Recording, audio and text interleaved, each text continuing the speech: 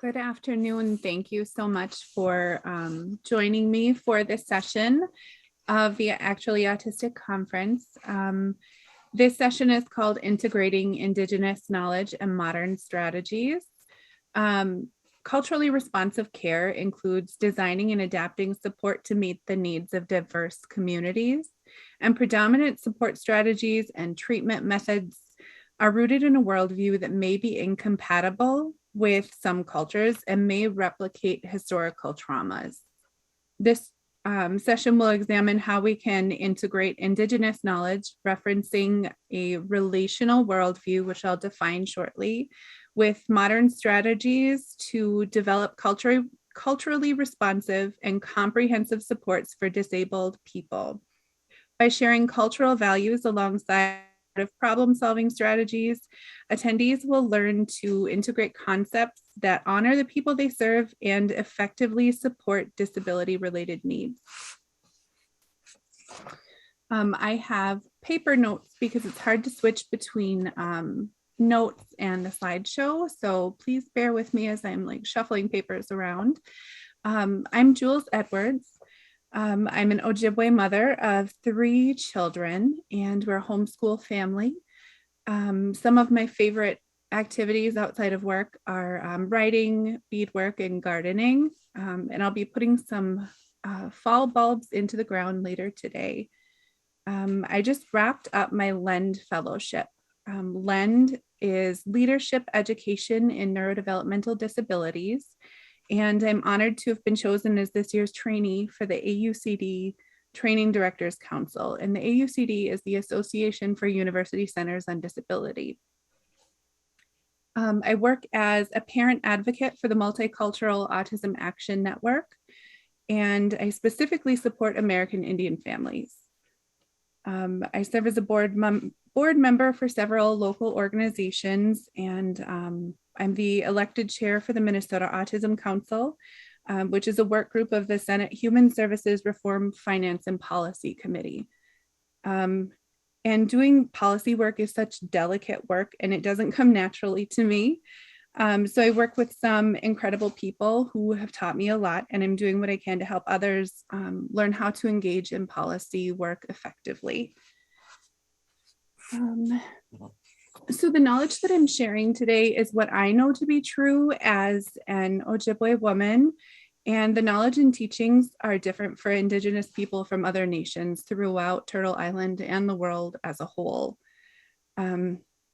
Each Indigenous nation is an independent nation and has its own distinct culture, teachings, and language. So I'm excited to share what I know with everyone today. And there's a lot of information. So I'll jump in with describing what a worldview is. And I'll move on to how worldview shapes our perceptions of autism and disability as a whole. And you'll learn about some traditional Ojibwe objects, and I'll share a story. I'll describe how some supports may be particularly harmful to disabled Native people.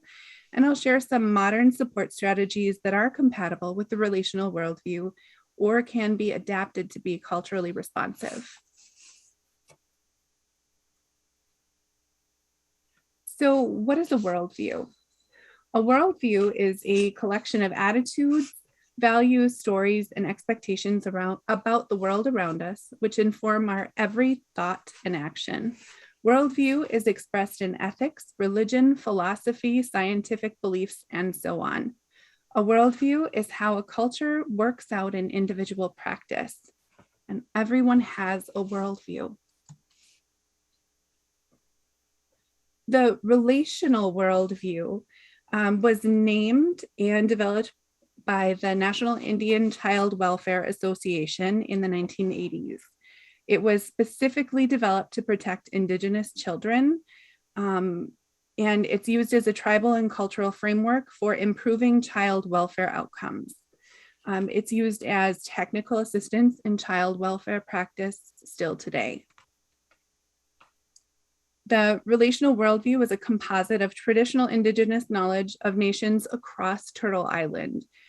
So it is not just Ojibwe, it is meant to reference the worldview that is held by many different nations. It's an understanding that everything is related. People can't be broken into bits. People are whole. People can't be separated from their communities. People are related to one another. People can't be separated from the earth. Life is given to us from the earth, and we have a responsibility to care for the earth the way the earth cares for us.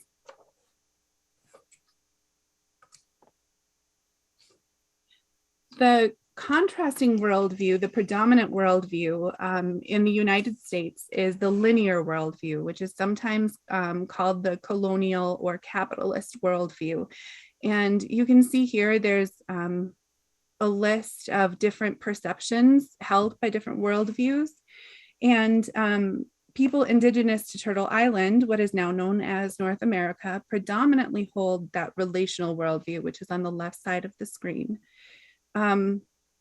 And here in the US, again, the predominant worldview is that linear worldview. While it is often said and stereotyped that autistic people have difficulty understanding others' perspectives, it is true that everyone has difficulty understanding others' perspectives, particularly when it comes to culture and worldviews. This slide details some of the contrasts between the two worldviews. So within the relational worldview, we feel a sense of responsibility to our communities and to one another. And that linear worldview often focuses on the idea of rights as individuals. With the relational worldview, we perceive wealth to be what a person gives to others and to the community. And within the linear worldview, we perceive Jeff Bezos to be wealthy. And in Native communities, we would see him to not be a great figure of wealth. And something that's super relevant to autism specifically is the concept of community regulation and working together within the community to ensure community members are well regulated, whether that's emotionally, sensory, or in any other way that a person needs to be regulated. And with that linear worldview, we'll see a lot of the time this push for self-regulation. And you'll see that in a lot of therapies, including sometimes occupational therapy or ABA or other early intervention methods. And they really push for that self-regulation and that rugged independence. And, we're going to set personal goals for you to reach, and you don't get to have a say in that, but we're gonna make you do that because we want you to. And here within that relational worldview, we hold the idea that we have unwavering inclusivity. Everybody has value, no matter what they can or can't do, no matter what kind of support that they need, they belong. So, and the one of the most important parts of this relational worldview is this idea that the value of a human life is inherent. You're valuable because you're a person. And we understand that our elders are revered, our children and disabled people are sacred. And under this linear worldview, human value is determined by contributions to capitalism. What do you do for a living? How nice is your house? And non-contributors, so people who are youth, too young to be working, elderly, retired, or disabled people who are unable to work, they're often neglected. And that isn't something that occurs within that relational worldview. So from the perspective of a linear worldview as it relates to identifying and supporting autistic people, we would look at a provider will take a person's social history, they'll evaluate the presenting problem, they'll complete an assessment, they'll determine the treatment, and then they'll measure the outcome of the treatment. And if we can relate the outcome to the treatment, then we can apply a mathematical formula to determine a cause and effect, which can then be adjusted to achieve desired outcomes. This is reductionist, and it doesn't allow us to see the whole person, which is why we have so many trainings on person-centered planning, because it's not built into the system. It's not built into the worldview. that science, it sees and still discounts the relational worldview of that person being an important part of the community. And so within the relational worldview, we understand that everything is related. Everyone is related. Everything and everyone that I interact with relates to everything else that I interact with. We already see the whole person, and we're naturally curious about the things that impact the whole person, and we naturally treat the whole person.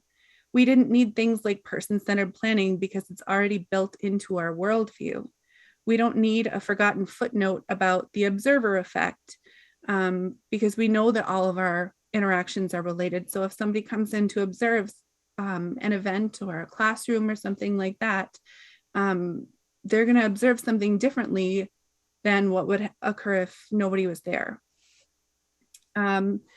So within the relational worldview, we understand that Native people even have our own research methodologies, and multiple books have been written about Indigenous research, including this book here is called Research is Ceremony, Indigenous Research Methods. I'm working my way through that one right now. But having these contrasting worldviews is not necessarily troublesome. It is, however, troublesome when a worldview is imposed on others.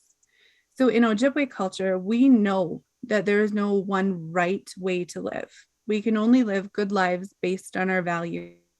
And others may try to impose their worldview and values on our people, even when we directly state that we don't want something. It is still imposed on us. And when we directly ask for things that we know will help us, it is often denied for lack of recognition or lack of data or lack of acknowledgement that the way that we experience and perceive the world is valid. So outcomes, whether it's family separation, education, the preschool to prison pipeline, disability services, outcomes are worse for Indigenous people in the United States than for most other segments of the population. And it's not because we're inferior. It is because we are living in a society that is incompatible with our worldview. We're not allowed to live our lives the way we were meant to live our lives.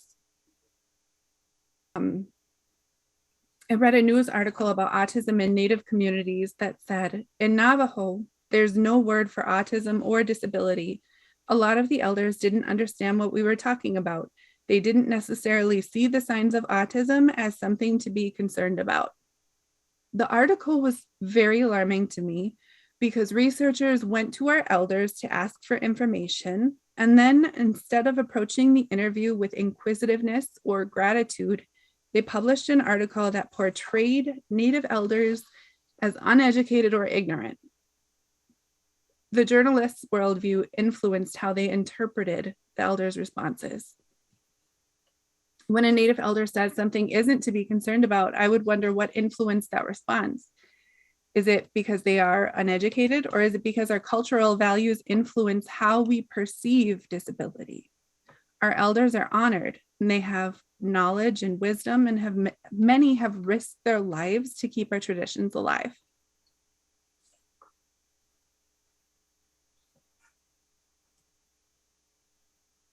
So this is just an illustration of how our worldview, it shapes our values impact our decisions, and our decisions then impact our worldview. And all of these are related. Colonization has impacted our worldview and values, and decolonization means that we make decisions that heal our communities and bring us back into balance.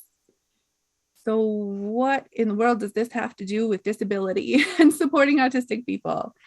To start, Native children are not diagnosed with autism until a later age, if at all. Many are never diagnosed. Part of that is because Indigenous people don't see our children the way that assessments describe autistic children. A child may need support that we meet naturally, but when others with a different worldview interact with our children, they may not understand that natural whole person support that we've built. When we looked at the chart on the previous page, we could see that the linear worldview put an emphasis on self and independence, and that impacts the language that we use when we're discussing supporting disabled youth. In a linear worldview, a goal may look like, this disabled person needs to learn how to self-regulate their emotions. They will attend behavioral therapy weekly. We will reward them by taking them out into the community when they meet the goal that we set for them. This person will become as independent as possible. Whereas in a relational worldview, a goal may look like, disabled people will be welcomed and integrated into our community. Our community will ensure their needs are met. We will learn from one another. We will co-regulate when distressed, and we will live a good life together. We will appreciate the contributions of everyone and provide the support people need to live a balanced life. I can't write that on a disability funding plan. I've tried, and the social workers don't like it. The worldview determines who is responsible for inclusion. Why would a disabled person bear the responsibility to ensure their own community inclusion? Why isn't that a community's responsibility? The worldview determines that.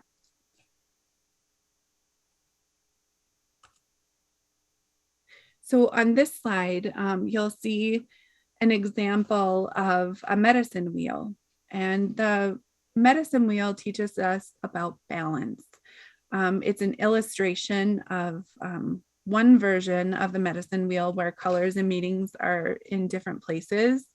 And different nations interpret the medicine wheel differently. The balance of life is the basis of wellness. So when we think about the life cycle, we would think about birth, youth, adult, and elder phases of the life cycle, or the different seasons, or the 4 directions, and the 4 medicines, like the tobacco, sweetgrass, sage, and cedar, which all have distinct meanings for how to live in a good way.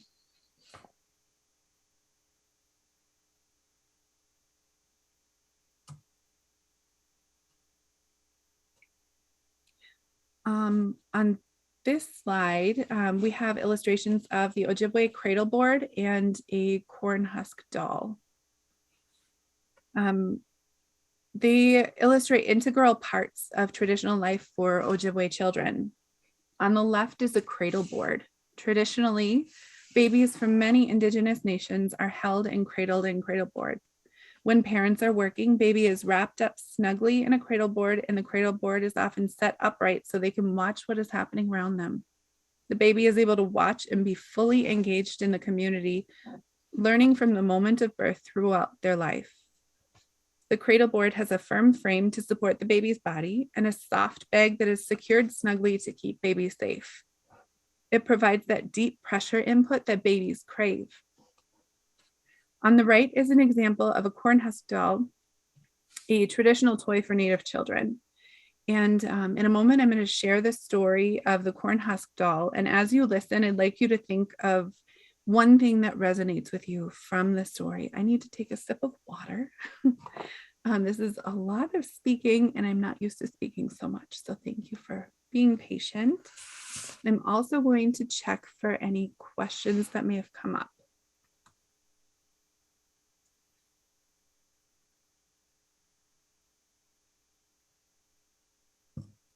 Okay. So there are no questions showing up yet, which is fine, because a lot of this is new information to people. So I will also have time at the end reserved for any questions that may show up. So the legend of the no-face doll. The Haudenosaunee people respect what they call the sustainers of life, the 3 sisters, corn, beans, and squash. The corn spirit was so thrilled to be one of the sustainers of life that she asked the Great Spirit if there was anything more that she could do for her people. The Great Spirit told her that a doll could be formed from her husk. So she made the doll from her husk and gave the doll a beautiful face. Then the doll went from village to village and played with the children. Everywhere she went, everyone kept telling her how beautiful she was. So it wasn't long before she became conceited. The Great Spirit called to her. But before she went into the Great Spirit's lodge, she looked into a pool of water to admire herself. The Great Spirit talked to her and told her that if she kept thinking that she was better than everyone else, a terrible punishment would come upon her, but he wouldn't tell her what it would be. So again, the doll went from village to village, playing with the children, and again, everyone kept telling her how beautiful she was. It wasn't long before she became conceited again. The Great Spirit called her, and once again, she looked into the pool of water to admire herself before going into the lodge. Upon entering, the Great Spirit said to her, "I have given you one warning. Now a great punishment will come upon you." But he still wouldn't tell her what it was. When she left the lodge, she again looked into the pool of water to admire herself. But this time she didn't have a face. The Great Spirit had taken it away. Since that time, the Haudenosaunee people do not put a face on their corn husk dolls. This is to remind people never to think that they are better than anyone else, or a great punishment will fall upon them. And in smaller groups, I usually ask if people can share something they learned from the story. And I note that it's interesting how we can all hear the same story, but we're all going to take a different part of that and relate it to our lives or experiences differently. Somebody was mentioning that it reminded them of Beauty and the Beast. And other people have mentioned that it made them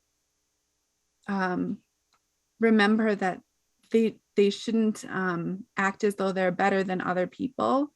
And this is very relevant to autism in particular, because autistic people and autistic children are often sent the message that they're inferior. And whether that message is intended or not, that is the message that autistic children often experience.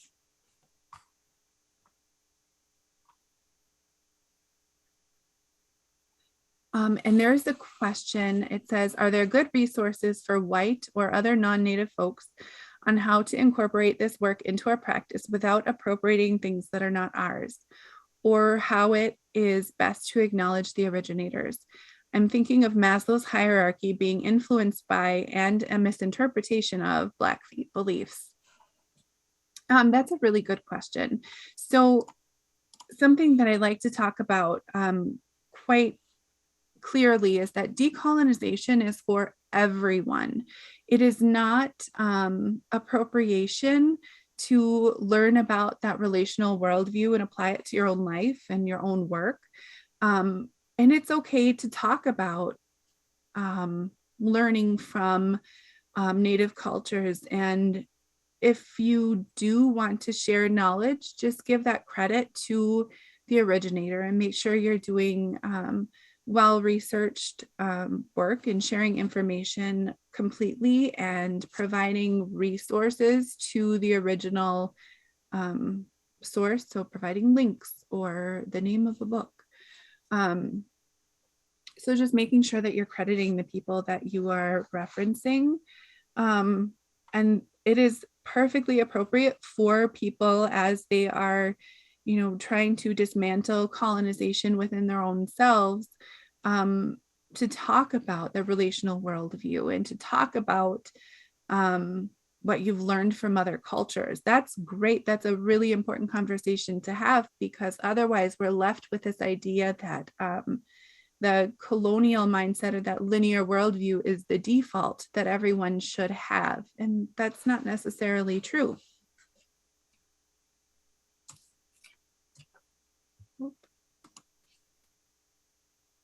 Oh, there we go. Okay.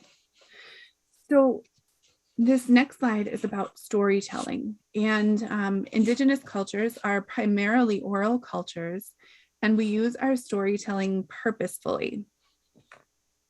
Natives often communicate in parallels and anecdotes, leaving space for interpretation on purpose.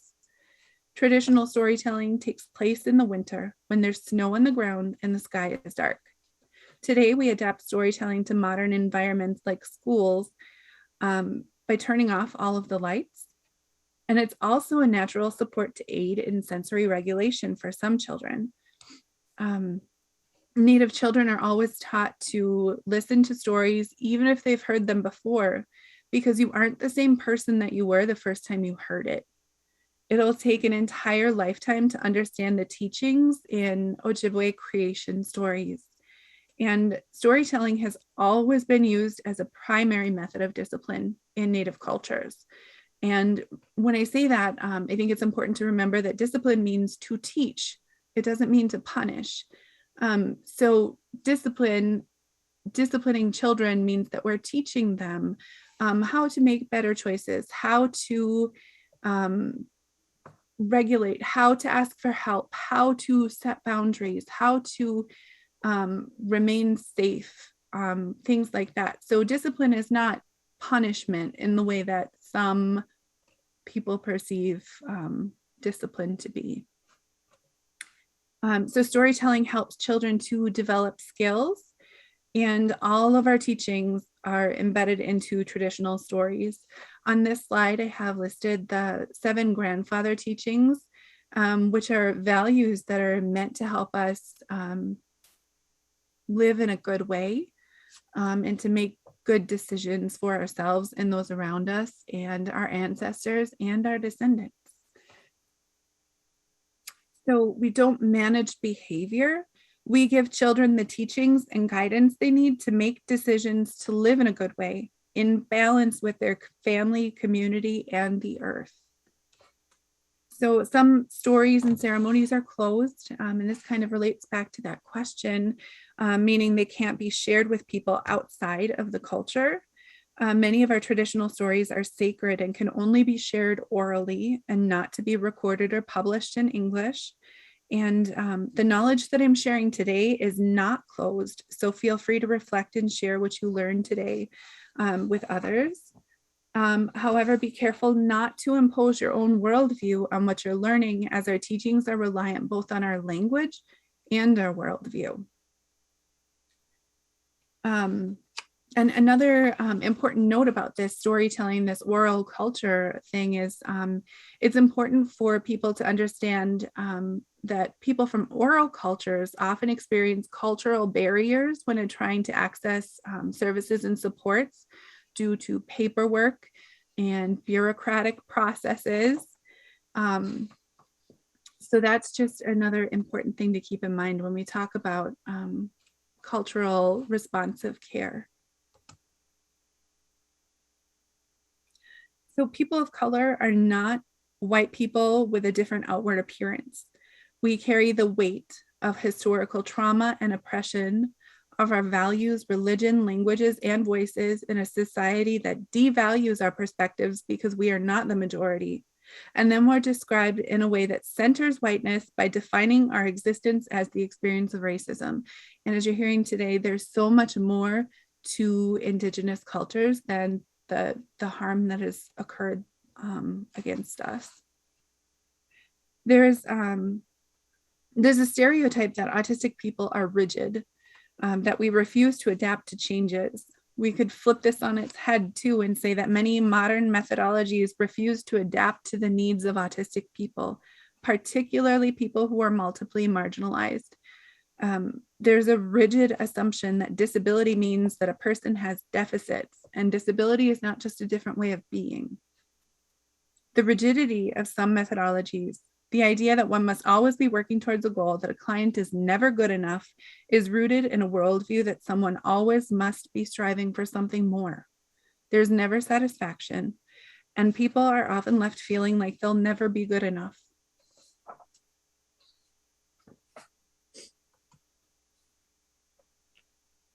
So this slide describes how some of historical traumas can be replicated or activated in descendants of these historical traumas.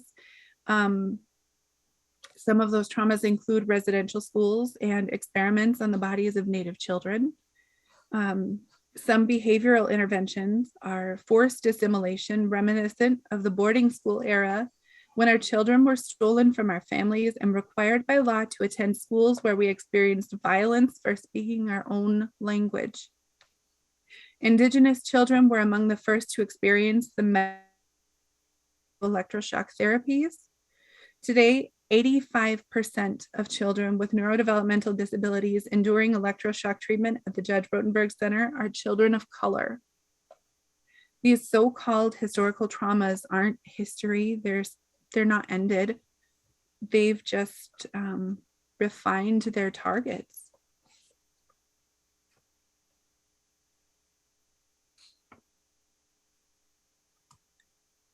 So I've talked about ideas that may not work, and why they may not work, and how the relational worldview describes how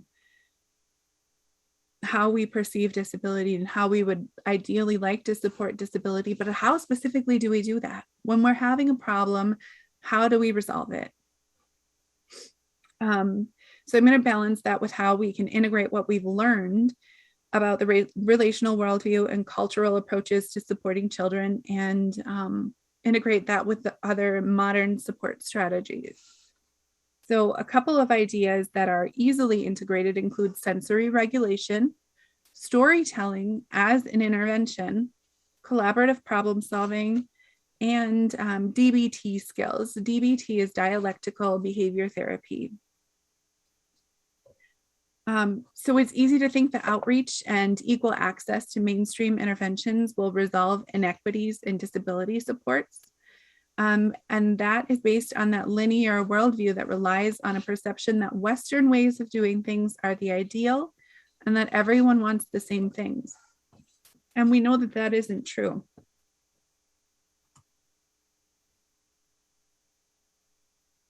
So when we talk about sensory regulation, it's super important to remember that there are more than the 5 senses that you're taught in elementary school.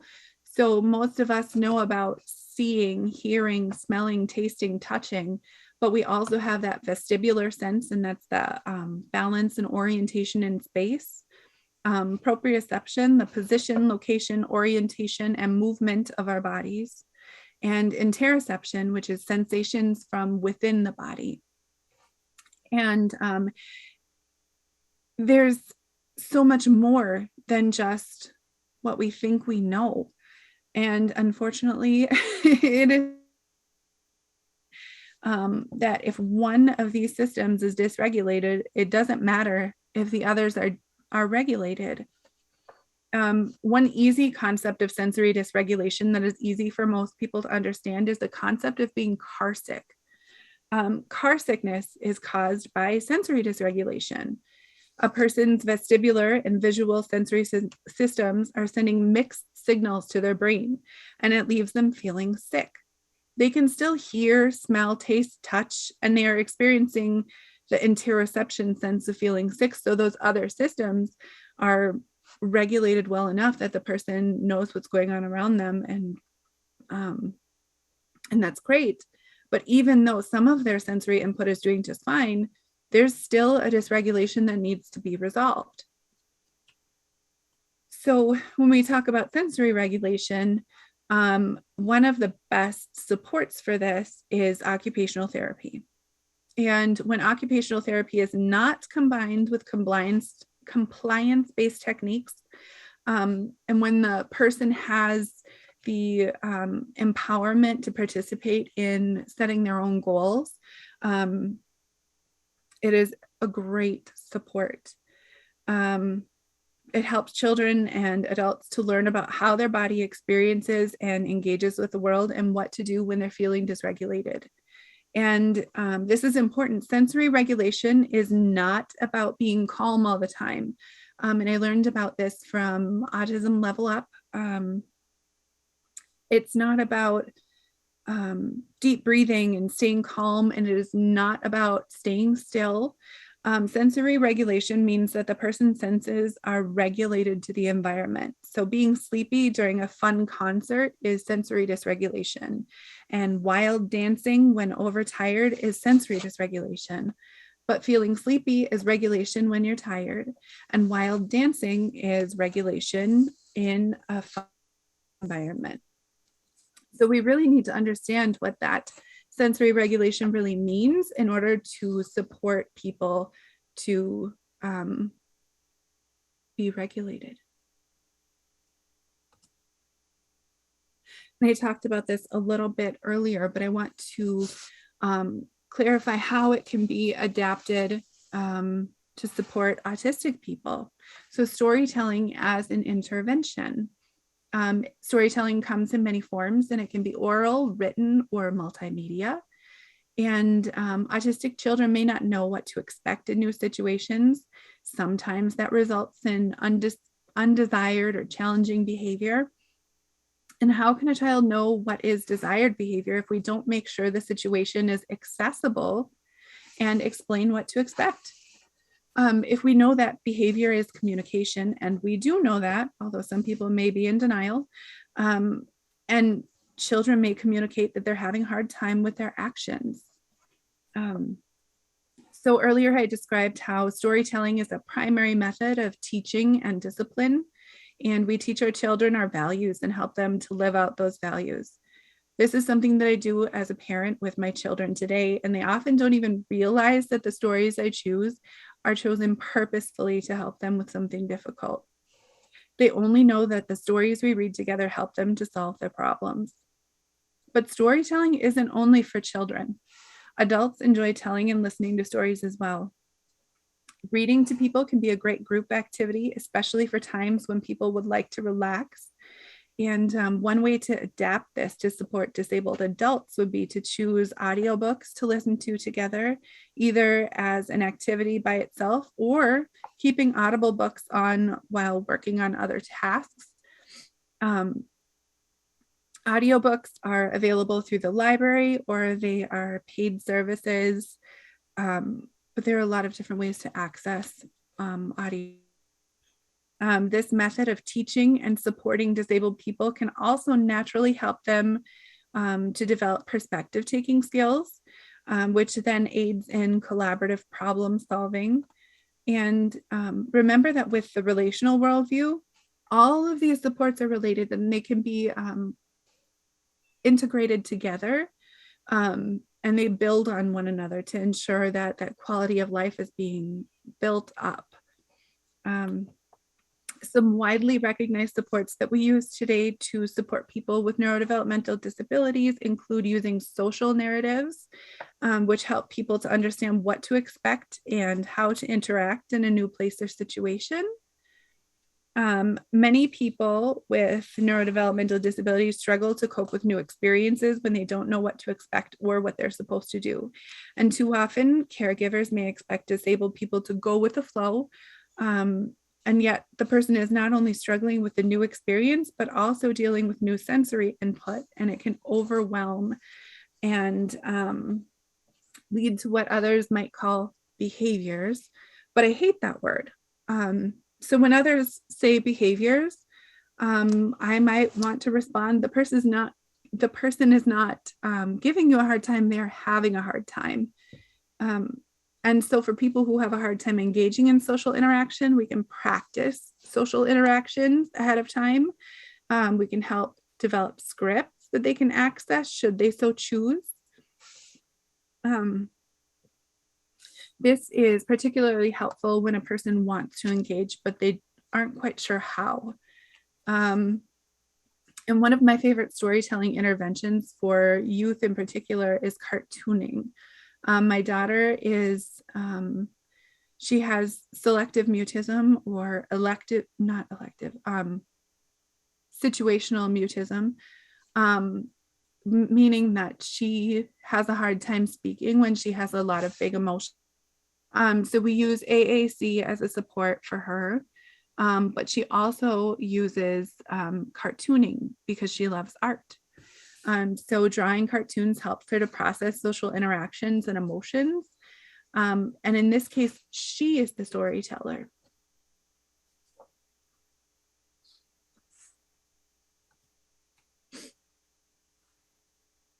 So collaborative problem solving is also known as Plan B by Dr. Ross Green.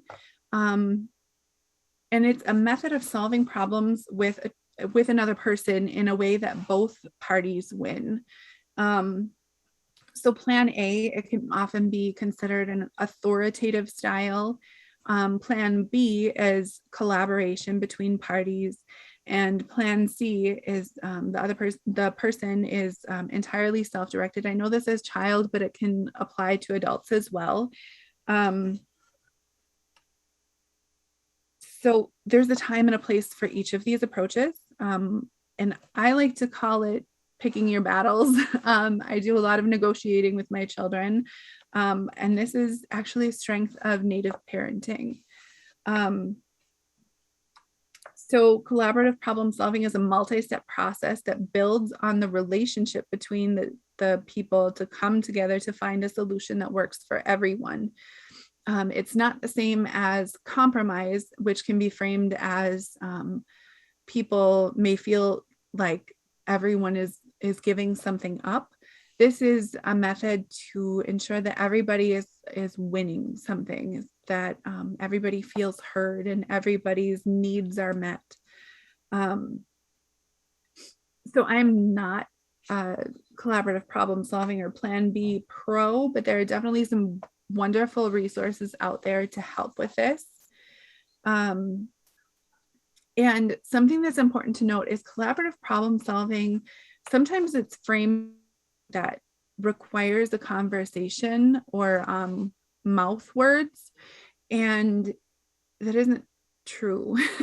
If someone has access to accessible communication, so AAC, or even somebody who uses gestures and doesn't yet have accessible communication, collaborative problem solving can still be used. It just looks a little bit different.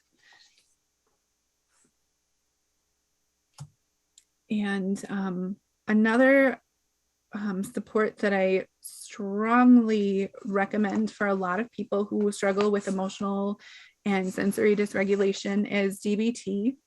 And the word dialectical means two opposing ideas can be true at the same time.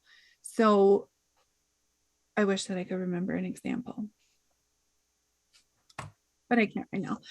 So the Indigenous approach to this idea is that we strive to live in a good way, honoring our cultural values, but without a strict right and wrong approach to life. There is no one right path in life. The only thing that matters is, are you being true to yourself? Are you following the 7 grandfather teachings? Are you living in a good way? And this closely aligns with the foundation of DBT, which is that two opposing ideas can be true at the same time. This is an important tool for people with neurodevelopmental disabilities to have. Many disabled people do have a very strong sense of right and wrong. So it can be difficult to accept ideas that don't make sense with what we already know to be true. When a person is able to understand that two opposing ideas can be true at the same time, it supports emotional regulation, distress tolerance, social interactions, and behavior. And the behavior management aspect of DBT is different than a behaviorist approach. So it's different than something like ABA, because it empowers the person who is using the skills to manage their own behavior. It isn't someone else imposing operant conditioning, and that's that idea of punishment and rewards. And it aligns with my cultural values because we support giving people knowledge, wisdom, and choice. And it empowers people to live in a good way. And so for context, DBT was originally created to treat, borderline personality disorder. But if you find a good practitioner, these programs can be incredibly helpful for autistic people as well.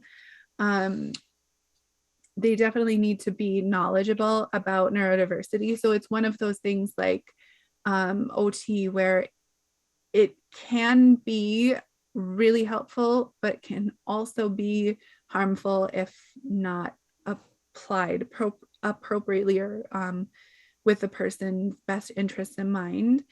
And so that's something to take into account as well. And something that I hear a lot as a parent advocate is parents whose families are experiencing crisis. And I'm the parent of an adult now, and I know that this can still happen for adults as well. So I apologize for the language that focuses on children. But it's important to know that people can't learn when they're in crisis. A crisis needs to be de-escalated in the moment. And then that learning occurs when the person's mind is regulated and engaged. So those regulation tools need to be taught before a crisis. So the other things that I talked about, the collaborative problem solving, the sensory regulation, the emotional regulation, those are all skills that need to be taught before a crisis occurs. And if during a crisis, a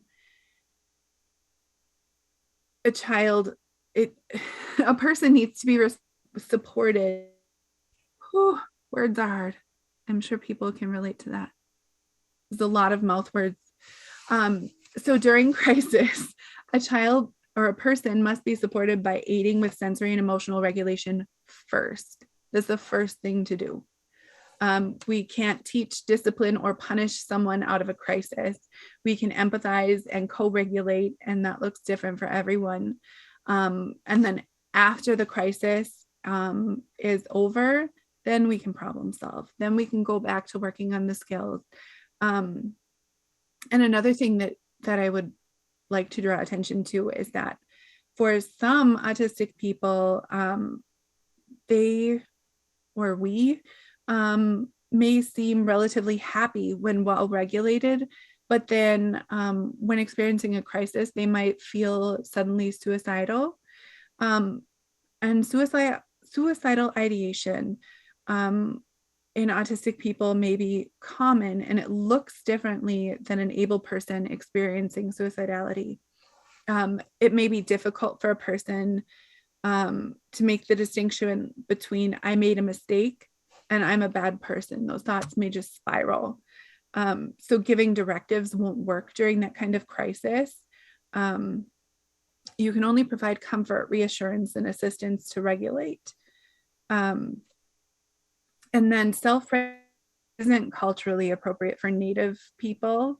So co-regulation is the ideal. So in those moments of crisis, like meeting someone on their level and providing that support. So when someone is fully regulated and willing and able to collaborate, then you go back to the tools that we talked about.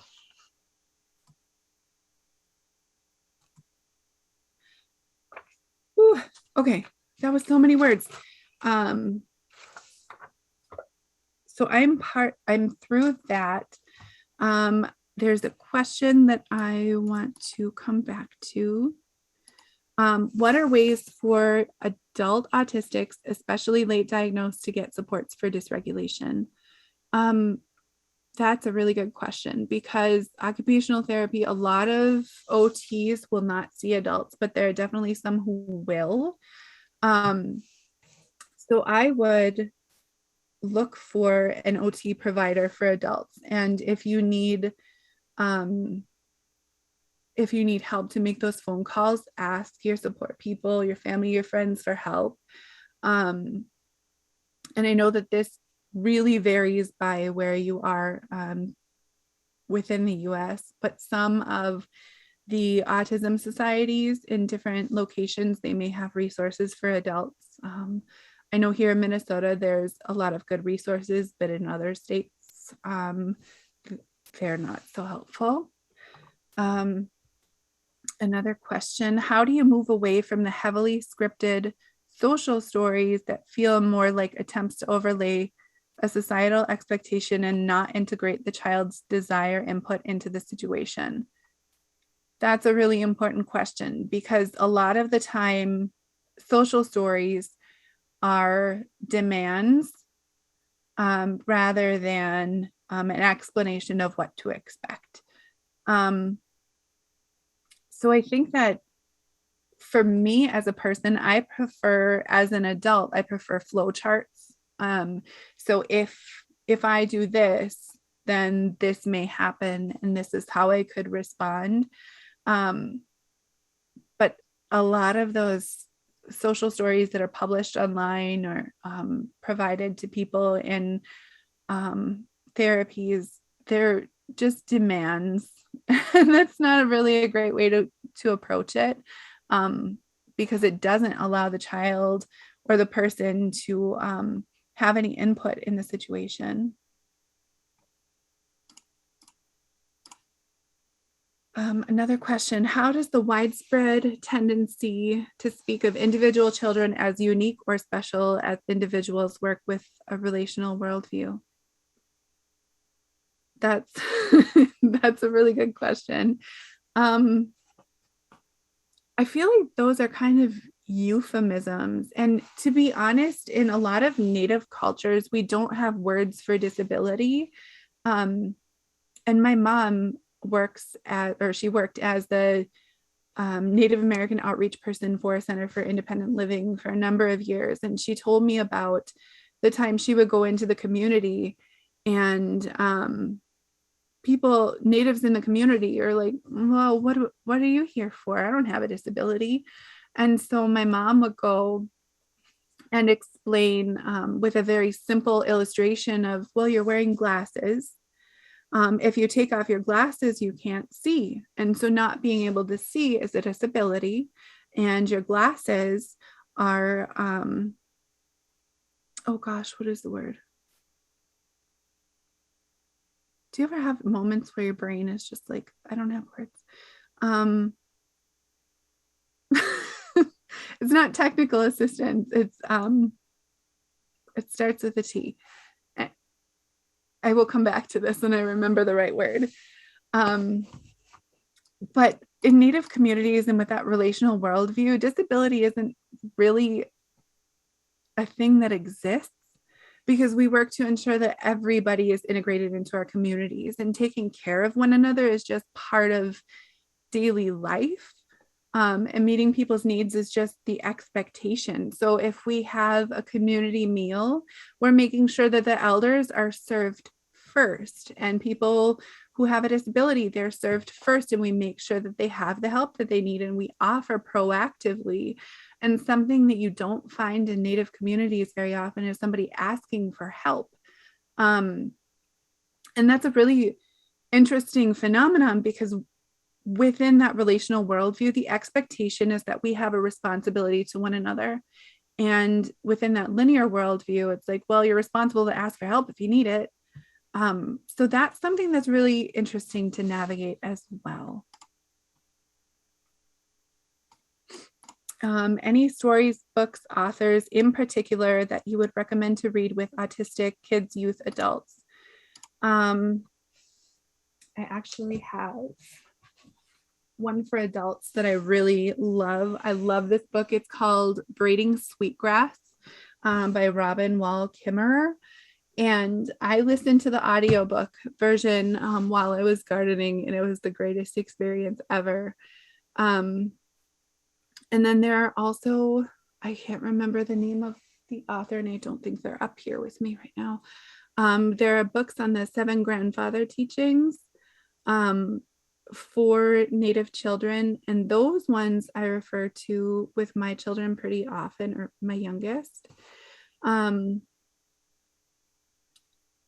So those are, I mean, anybody could read those. It doesn't have to be Native children, but I found that it's really helpful for autistic people as well to have those tangential stories, that storytelling, where they can learn from what they're reading or what they're hearing in the story and apply it to their own life and to what they're going through. A question: what fall bulbs am I planting? I love this question. A lot. So I have some clematis that I'm planting today. It's a climbing vine that'll go on my fence. I have tulips and peonies and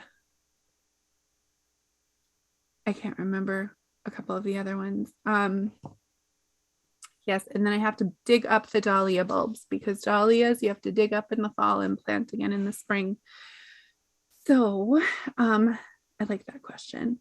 Another one, can you explain interoception and how it could relate to potty training? How could a parent work on interoception skills throughout routines at home?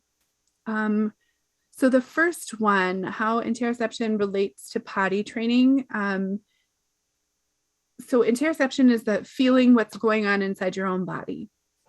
And so sometimes our brains don't recognize the signals that are being sent from other parts of our body. So we may not know that we have a full bladder. We may not feel it until it's like, oh, I have to go right now because maybe a different nerve is stimulated because it's an emergency at this point, or it rises to a threshold that the brain is recognizing that signal and it has to happen right now. And that's something that I've supported my children with as a parent. And another interesting phenomenon is that when we talk about that sensory regulation and the different senses and how they interact with one another, sometimes if one sense is dysregulated, a child or a person may have a hard time with other senses. So for example, one of my children, when they were cold, they had frequent accidents because their senses were saying, I'm very cold. All of my attention is going to being cold. And so they didn't notice that they had to go to the bathroom. So that's something curious to note too, as you're supporting somebody who is learning how to use the toilet, is just observe, when are they having a hard time? Is there something that's interfering? Are they having different sensory stimulus that's like overwhelming that? I know we're almost out of time, so I'm going to take just one more question. Oh, and here's my resources slide. Here's some more information for anybody who would like to learn more. So the question is, given that there isn't a word for autism, oh, I have 17 minutes. Oh, okay. Well, I have more than a couple. I got confused. Given that there isn't a word for autism or disability in many Indigenous cultures, I am curious if there is an opinion about saying autistic versus person with autism.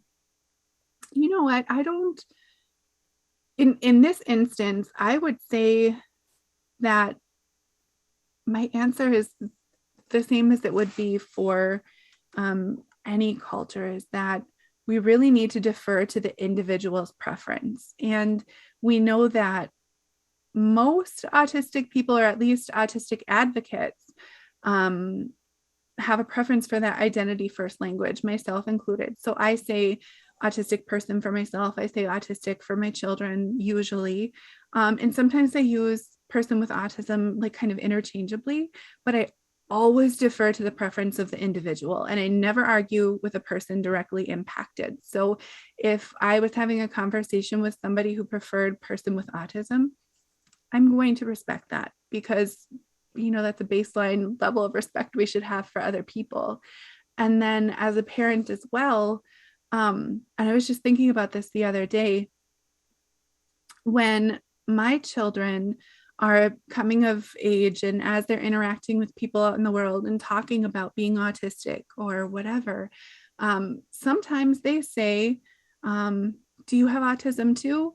Or I have autism, or something like that. And as much as I have my own preference, and as strong as my preference may be, I think about how would I want the world to interact with my child as they're learning about their identity? Would I want them to feel supported and loved and welcomed? Or would I want them to feel chastised for their own language? So really approach that from, what does the person prefer for themselves? And as you're speaking about the community as a whole, I would defer to that community-wide preference that's been expressed. So autistic person. That's a lot of explanation. I hope that did a good job. All right, another question. I think I found some books on the 7 grandfather teachings, Nikan of the Potawatomi, lessons of the 7 grandfathers. Yes. You know what? I'm going to Google it. Hopefully you don't, well, maybe I can't Google it. Sure. I think that we can have notes sent out after. I read earlier in the comments, the information on accessing the recordings and materials will be distributed after the conference. So I'm going to add that to my slideshow that I share with people. So you'll have access to the same books that I use with my children. Can sensory stimulus be monotropic? I am going to Google that word, monotropic. Oops, I misspelled it. Yes, I did mean that. Okay, so monotropism, I'm probably pronouncing that wrong, but just go easy on me. It's a cognitive strategy to be the central underlying feature of autism. Focuses its attention on a small number of interests at a time, tending to miss things outside of this attention tunnel. I think sensory stimulus, possibly. I guess I wouldn't say that I'm an authority on that specific topic, so I'm not sure if I can give a good answer. But it does seem like with that sensory dysregulation, it can be that one sense has more of the attention than other senses. So that's what I was talking about with my child, who was, when they were cold, they had accidents.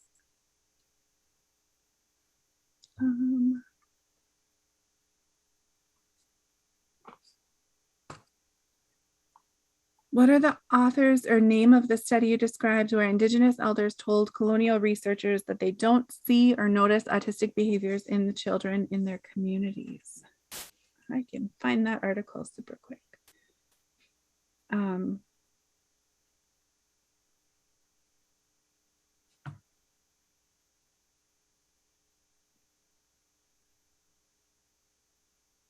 Or note. I can add that to the resources as well.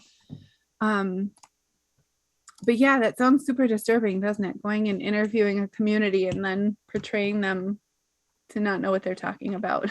But I think that's one of those stereotypes that natives are, what is the word?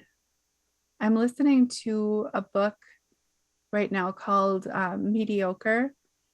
And she used this word to describe a stereotype of natives of being the regal savage or something like that. And it was just very offensive. But it really portrayed us to be ignorant and uninformed and other things. And it's really interesting how those stereotypes play out even in disability. Do you have suggestions for a parent who has Ojibwe ancestry but no familial connection to the community? How to connect with the Ojibwe community in a respectful and authentic way? Well, I would say go to the elders. Go to places in the community where people are. And remember, without the connection, you're still learning. I think you'll be welcomed.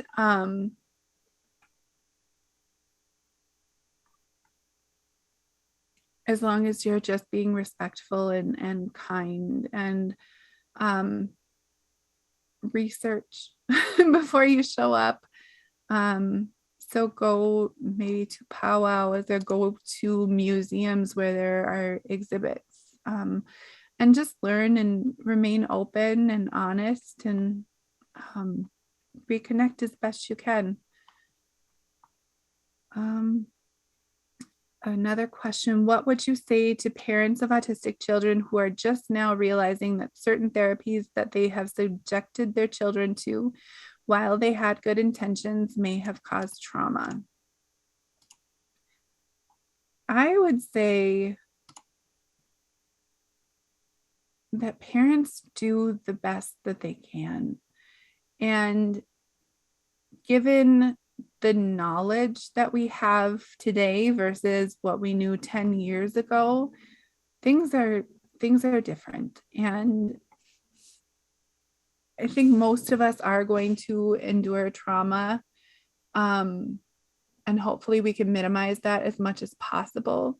But I think that having an open conversation with your child about their experiences, how they feel, and just validating their emotions and helping them to learn how to cope with and heal their trauma as much as possible. That's where to start, because I think any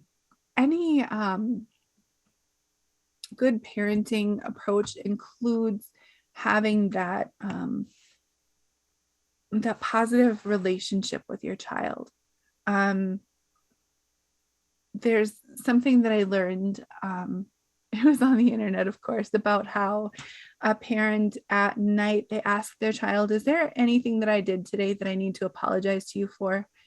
And I started doing that with my kid. And at first she's like, are you going to say this every day? And I'm like, yeah, is that okay?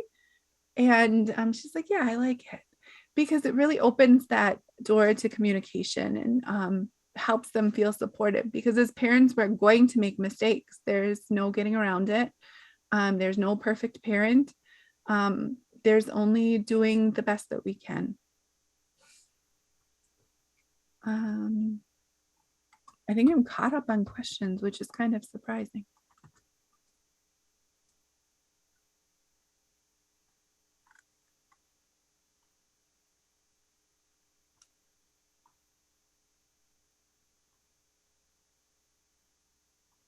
All right. I can do a song and dance. Just kidding. I won't torture you. I'm not a good singer.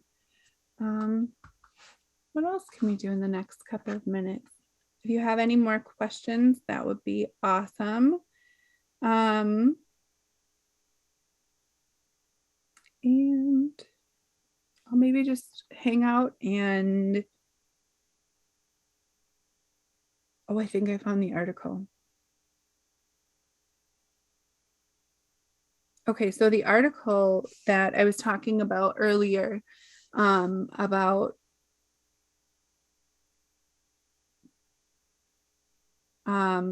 Native elders and portraying them to be unknowledgeable, is called Helping Native American Children with Autism Poses Challenges for Schools, and it was published February in 2020. And it was a Navajo elder who was kind of dismissed. Yay, I found it.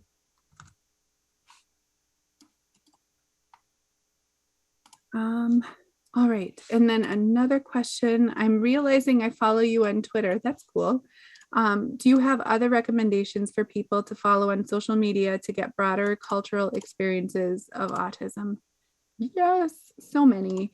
On my Facebook page, you can get to my Facebook by just typing in autistictyping.com. It just redirects. At the top of the page, the pinned post is autistic people of color to follow.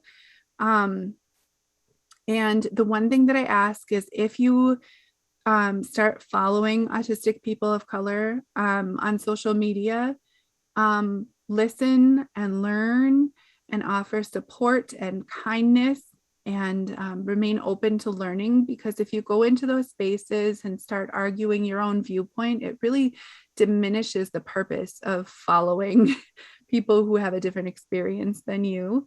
So even when I come across something that I don't understand or agree with, I will either just kind of scroll on by and like continue to reflect over time, because that's not helpful to go in, best. And I think that's especially true for me because I'm biracial. I'm Ojibwe. My biological father is white, and I'm light skinned, so I have an immense amount of privilege just based on that. So I want to make sure that I'm offering support and help and not stepping out of my lane as a light-skinned person of color. So hopefully that helps as well. Another question, do you have a reference for the finding that autistic folks don't habituate to sensory stimuli the same way as NT folks? I don't have a reference for that, but I can look and share that in the materials after. All right. There's more. Okay. I really love the people who are putting this conference together because they are offering so much fantastic support in the comments, and I'm not used to that. Usually it's like, here's your hour, have fun. So, okay, I'm not sure if this is relevant, but my son will be almost paralyzed when he is injured. Would this also be a sensory monotropic experience? For example, he fell off the bed and didn't move for hours, or after a vaccine, bee sting, etc. And we have a comment from Tara. She said it's autistic catatonia, and that makes sense. Catatonia is kind of like the inability to move around, but it's like temporary usually. I'm narcoleptic, so I have narcolepsy. And I experienced something called cataplexy. So it's a little bit similar, but it's a different cause. And it's kind of just losing the ability to move. I don't know if it's related to sensory or if it's neurological. I think it sounds more neurological than sensory, maybe.